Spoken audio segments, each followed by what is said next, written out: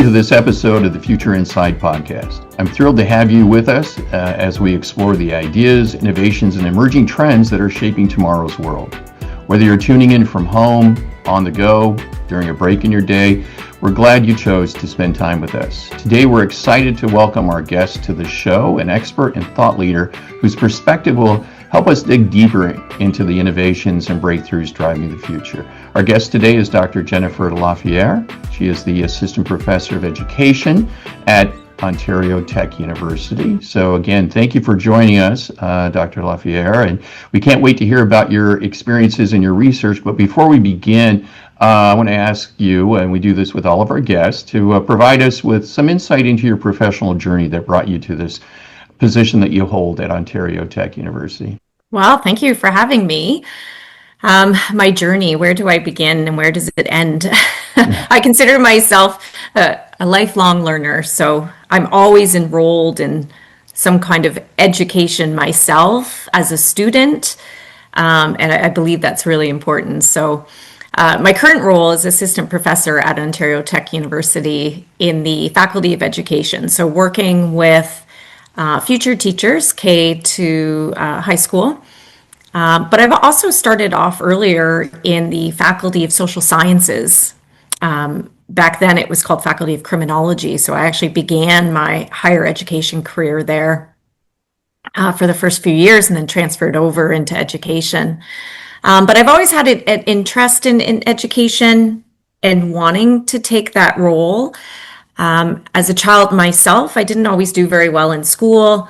Often found myself in trouble with sort of authority, police, and maybe going down the wrong path a lot in life. And you know, I had a great teacher. I had an amazing teacher in grade 9 who sort of sat me down and said, you know, you have a lot of potential. Maybe we need to change your direction here.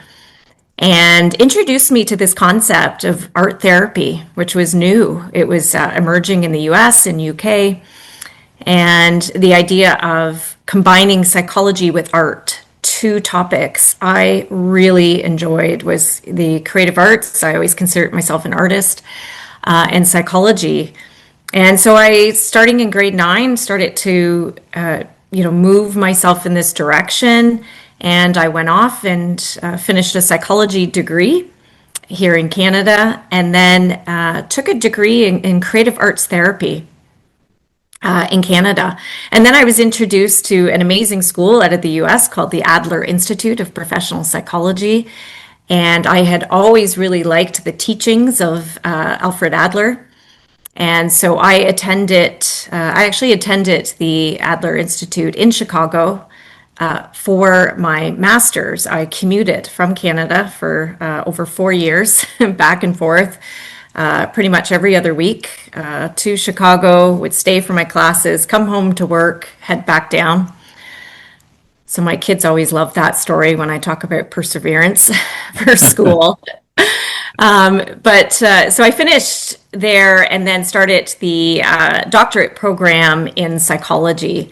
And so I finished my doctorate in psychology with a focus on mental health across the lifespan. And that really is my focus now, is looking at mental health within Canada, but also globally, especially mental health in the digital age. You know, what are we seeing now? How is technology affecting our mental health? And what are the pros? What are the cons? How can we promote this idea of digital wellness for ourselves and flourish in a really difficult time? You know, these are difficult times we're living through, and a lot of people are struggling. So how do we find those moments of flourishing for ourselves and our families and our communities? Absolutely. And as you mentioned, you know, part of the landscape now is so much defined by the digital world in which we live, which presents both opportunities, but also some potential hurdles or obstacles for individuals along the way. I know that on Ontario Tech University's website, there is a link to a video, and in the video, there's a quote there that caught my attention. It states that the world will change more in the next 10 years than it has in the past 100 years. If you could kind of talk a little bit about those changes that you feel that we might anticipate as perhaps as previewed over the past couple of years, maybe AI, but what else might be on the horizon relative to the digital landscape that we might encounter, and what types of opportunities, but also maybe what types of challenges that also represents? That's a great comment to start with about the amount of change that we're going through, and globally. What are the political changes and economic changes and new methods of learning and acquiring knowledge and new ways of working, all these changes. And change can be good, but one thing that we see, the connection with mental health, is there's a real strong connection between mental health and uncertainty. And what happens to people when they live in constant climates of uncertainty? And I'm hearing that a lot. Even though I'm teaching at the university as an assistant professor full time, I still have a private practice. I still do a lot of private practice work with people across all ages. And that comes up a lot from people, is the uncertainty and how that leads to anxiety and stress and depression.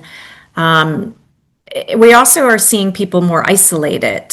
Although we have technology to connect us, a lot of people are reporting feeling more lonely. We see older adults perhaps being more isolated because of that digital divide. They don't have that access to technology as much to connect and stay up to date, and being able to access resources the same as other age groups.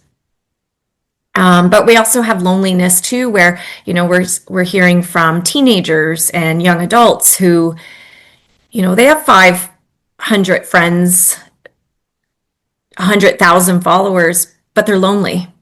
They have all these connections online. And so I think with the changes with technology and the time that we're living in right now, with uncertainty, constant changes, people being more isolated, we can look to technology to address those issues, as long as we're also looking at how they're a barrier.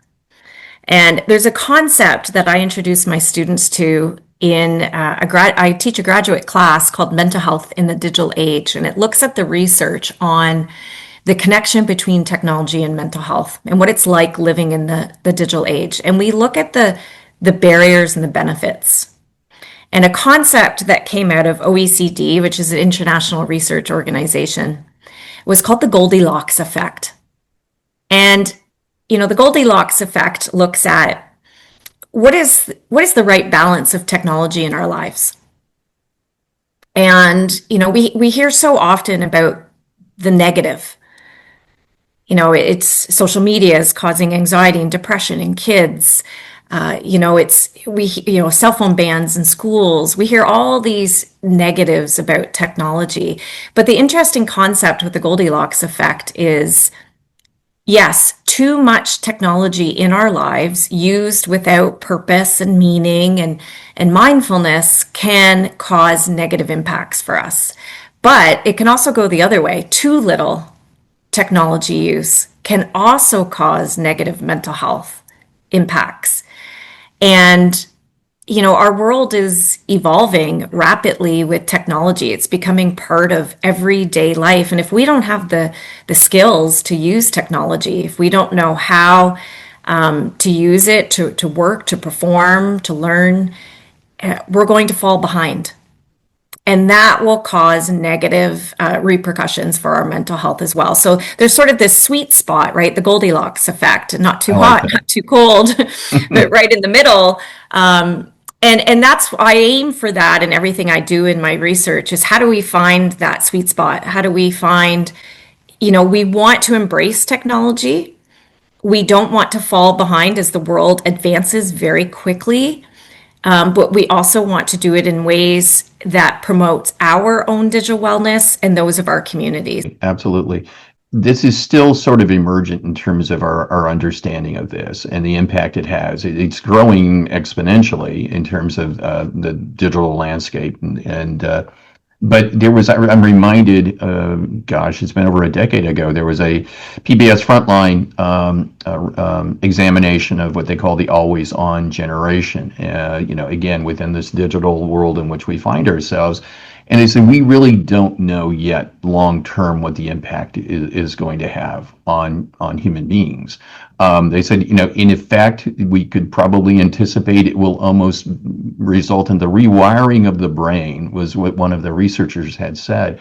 How much now? Fast forward a decade later, how much are we learning relative to any sort of longitudinal data that are out there on the impact this is having, and particularly if you look at that through the lens of education, whether it's K-12 education, higher education, what is the impact this is having on our students relative to their readiness for learning, or with relationship to the type of pedagogy that is perhaps more efficacious now within the digital landscape and with the generations that are always on.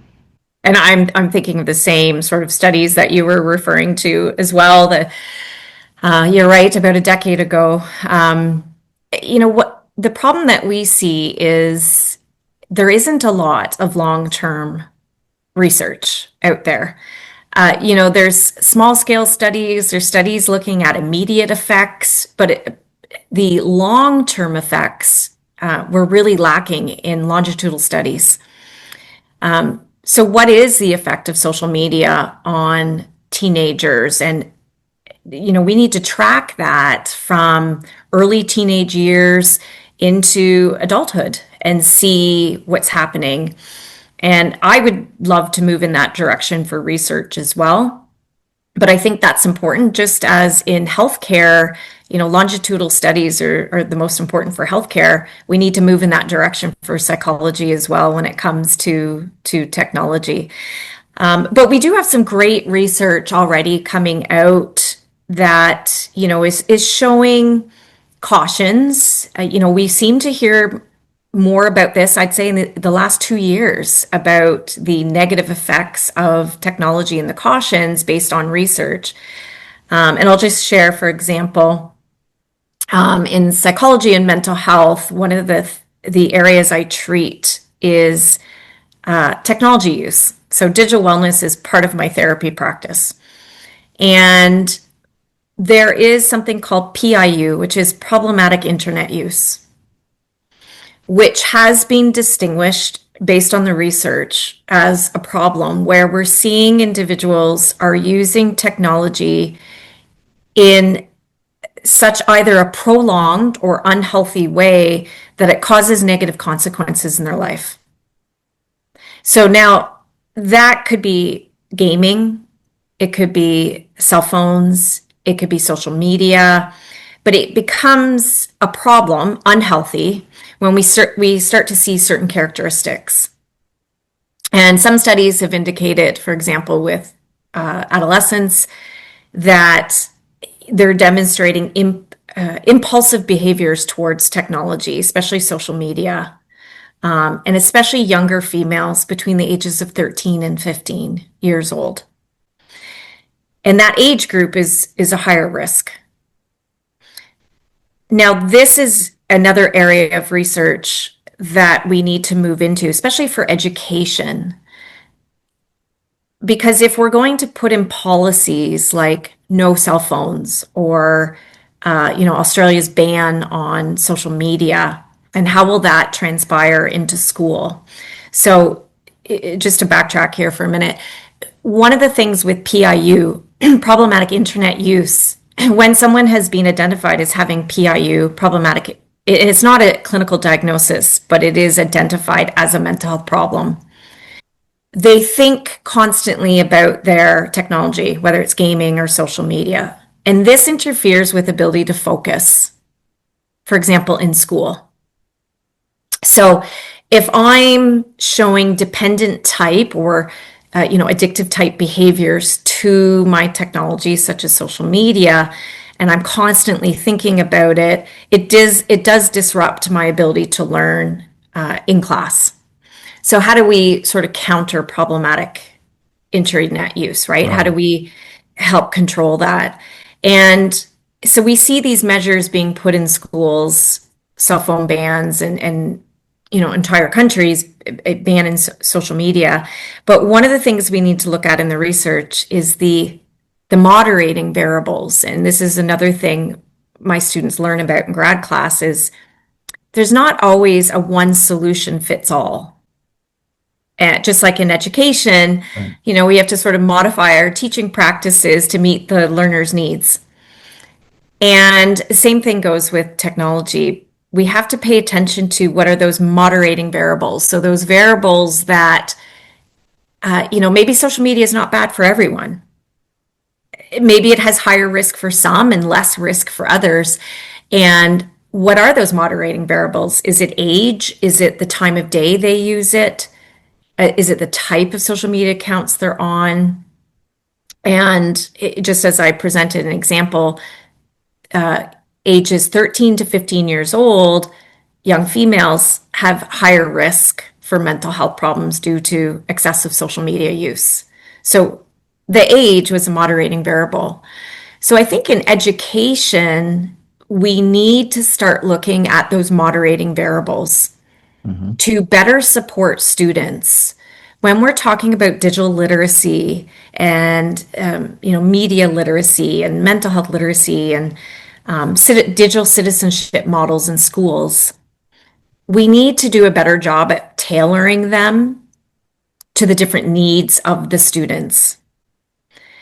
Because some kids will benefit from social media. We see in some cases kids that are experiencing loneliness, sometimes kids diagnosed with ADD or ADHD may benefit from certain types of gaming or social media more. And so it's a practice we haven't really gone into yet into education. I just completed a research study that looked at digital citizenship models in schools. And a majority of them talk about safety and how to teach all the kids to be safe and use Right. responsible, right? And be kind to each other online. But what I found was missing in the majority of citizenship models across the globe was we're really not talking about digital wellness from a psychological perspective, Yeah. right? And if we did, then we really need to start talking about how it varies amongst students. And that's a lot of work. Like we need to start putting into a lot of work of these, okay, digital citizenship models need to evolve more into digital wellness for this digital age to teach us how to use technology to benefit our mental health and teach us the skills. If you juxtapose the classroom of the latter part of the 20th century, early part of the 21st century, with where we find ourselves today and where we are going into the next quarter century of this 21st century, what does that classroom look like? I'm always fascinated by that. I've done some studies on some research on predictions that people had and their portrayal of classrooms, looking at things going back to the 50s and 60s and what they thought it would look like in the year 2000. What is an effective classroom though that takes all of this into consideration that you're talking about? What does that look like now that we're going into 2026 and we're in this next quarter century here of the 21st century? How can we create an environment, and how can we adopt pedagogical instructional strategies that really meet the needs of students today and what we anticipate tomorrow as well? That's a big question. That's a great question. If I think about the changes that I'm noticing and what I'm reading about in the research of the way students are learning and what they want, I mean that's a big change I see is students are very vocal about what they want to learn, why they want to learn it, and how they want to learn. And, I know we sometimes hear educators talk about, it makes it more difficult for teaching because you're really trying to adapt to so many different ways of learning for students. And we can do this. An effective teacher can always find ways to meet the needs of all students. I talk to my future teachers about creating student profiles at the beginning of the year to really get an understanding of how students want to learn and what their learning goals are, and being able to adjust your lessons for that. But we are seeing overall students, when we think about the impacts of technology, students want direct, a lot of students, and it depends on age, but they want direct information, their attention spans, they want to be engaged. And when they're engaged, they want it to be meaningful and purposeful. And get into those flow activities, because they're used to those flow-based activities when they're gaming and on social media, where time passes quickly and you're really interested in what you're doing. And so they have these experiences with technology. Now they want them in the classroom. Mm-hmm. And when they don't have them, they're sort of tuning out. And so teaching kids the skills of how to pay attention, how to direct your attention, self-regulation, emotional regulation, these skills are becoming really important. And if we look at some of the latest reports about skills for the future, we heard, like you said, at the end of the century, creativity and innovation and collaboration. But more and more, we're starting to hear about skills around emotional intelligence and self-regulation, social emotional skills, and how that's going to be important. Because I think the classroom of the future, I think of the Goldilocks effect. We need to find balance in the classroom, right? Let's teach them the tech skills that they need, but also teach them to thrive without the technology. And those basic core skills that they need, especially for themselves, for mental health, such as emotional intelligence, self-awareness, self-regulation. So teachers being able to learn how to use technology in the classroom when it's purposeful and meaningful and engages the students, but not just for the sake of using tech, where the students are tuned out. And also removing tech when it's appropriate, and getting down to just some problem-based learning and play-based learning. Kids thrive nowadays from play-based learning. We see that shift. We're not outside as much. We're not free playing as much. So opportunities for free play in school should be enhanced, as well as play-based learning with and without technology should be integrated more. Excellent. And our lab's trying to look at those sort of practices and what that means. And I'll just add to, the individualized learning opportunities. So really getting to know your students, individual attention, and responsive education, right? Responding to those needs of those individuals. Students thrive from that in a disconnected world. That human connection and that responsive education is needed. Absolutely. Well, before we end, Dr. Laffier, I want to offer you an opportunity to share any final thoughts or takeaways for our listeners. Well, I would love to spread the message more about the importance of digital wellness, especially for teachers, all those future teachers out there. It's really, we're teaching students how to, develop their own digital wellness, but it's also important that we as educators develop our digital wellness. So having a healthy relationship with technology in our lives and finding that sweet spot where we're able to balance the benefits and the risks. Excellent. So again, as I wrap up this episode, I want to give a huge thank you to Dr. Laffier for sharing her expertise today with us. And I also want to thank our listeners for your continued support as we explore together international education landscape and horizon. Until next time, this is Dean Cantu for the Future Insight podcast, where tomorrow begins today. Take care and stay well.